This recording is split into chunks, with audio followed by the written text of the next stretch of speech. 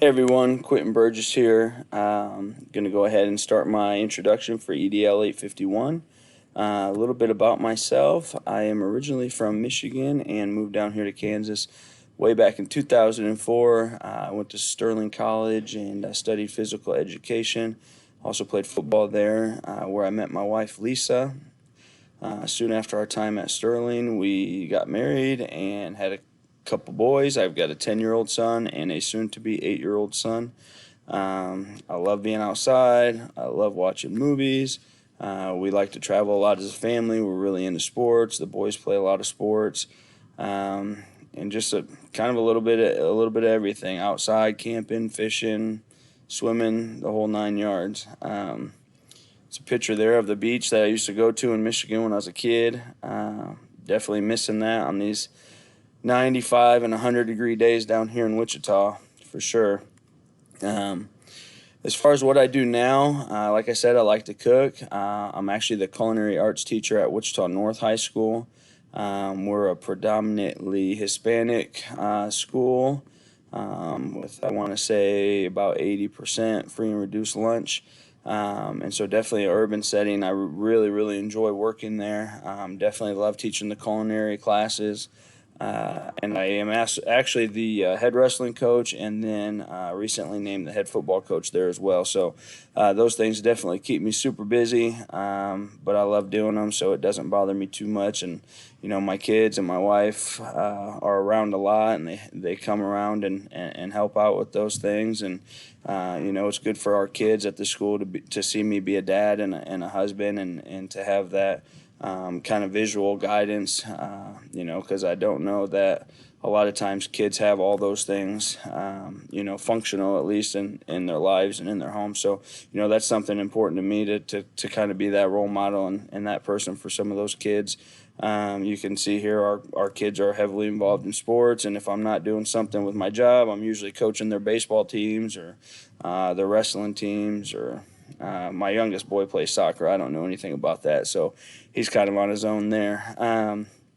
But again, I stay pretty busy with those things, and I'm excited to jump into this class and learn a lot more about administration and being a school leader, and hopefully not only set myself up for something great in the future as far as a different role what a different role might look like, but also just now using the information I gain through these classes to be a better teacher and a better coach, and hopefully benefit kids even more. As we jump into kind of the second part of this assignment, I think like I said, I'm a big Michigan fan. I'm from Michigan, and this quote that every day you're either getting better or you're getting worse. You don't stay the same, and that's something that I've always thought was true. It's really hard to be stagnant. Especially in a culture like ours where everything's, or not everything, excuse me, but a lot of things are predicated on hard work and improvement and continued success. I think it's important to find ways to intentionally look at how do you improve, your school systems, how do you improve the morale of your building, how do you improve your culture, how do you improve all these things.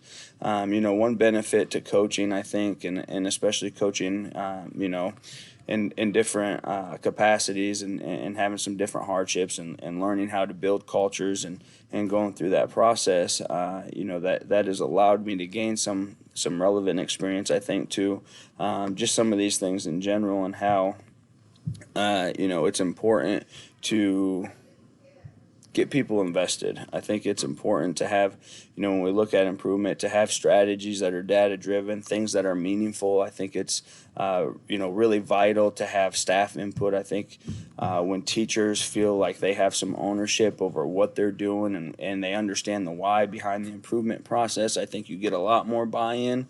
And all those things contribute to the overall success of the student, and they definitely tie in with some of the other things we're going to talk about later on with relationships and trust and retention even.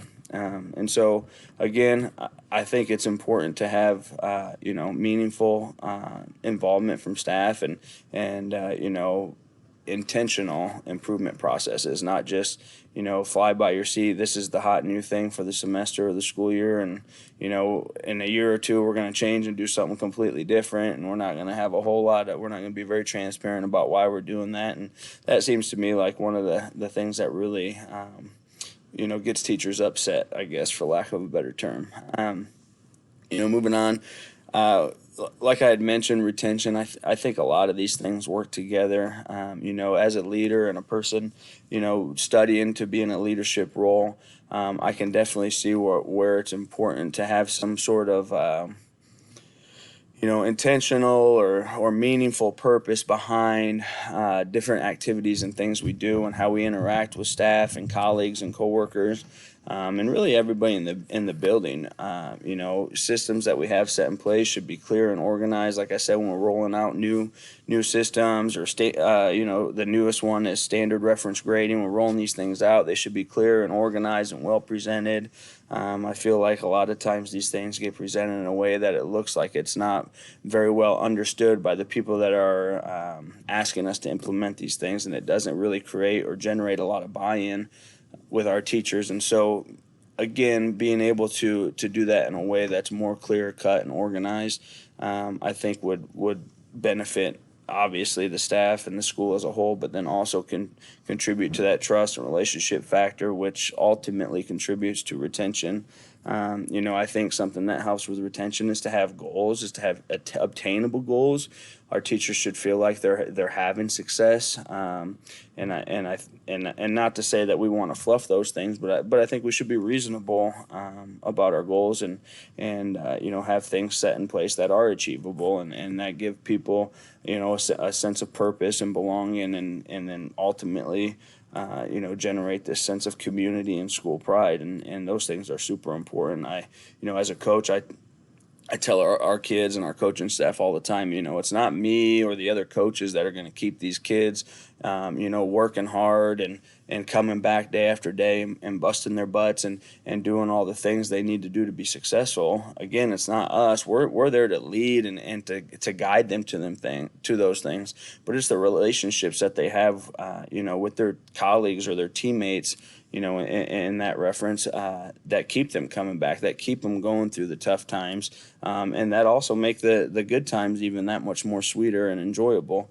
And so, while it is important for leaders in the building to develop those good relationships with staff members, I think it's even more important for us to cultivate ways to help the members of our school community build their relationships within each other, and then when it comes time to you get offered a different job or this and that, well, I got all these friends over here at this building, and I really feel a sense of belonging here, and there's a lot of pride that comes with that, and then again, it does make it harder to leave, and ultimately contributes to that retention, and again, it's I'm using similar things that I've gone through with our sports programs, and trying to keep kids out and doing those things. But again, I think it comes down to feeling like you belong to something, and that all starts with those relationships like we talked about, for sure.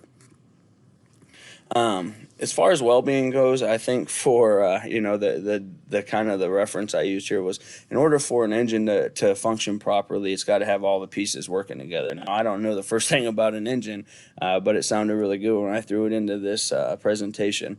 I will say, I do feel like, and this is again something that I've always believed in, but if valuing a person rather than what they can do for you is going to go a lot further than the contrary. And I think that's probably true even as a school leader, and talking about teachers and staff and all of these things. I think if I find ways to connect with my staff and my colleagues on a personal level, and get to know them as human beings, and to genuinely care for them as human beings, it's going to benefit not only our relationship, but the culture of the school in a positive way, far more than it ever would.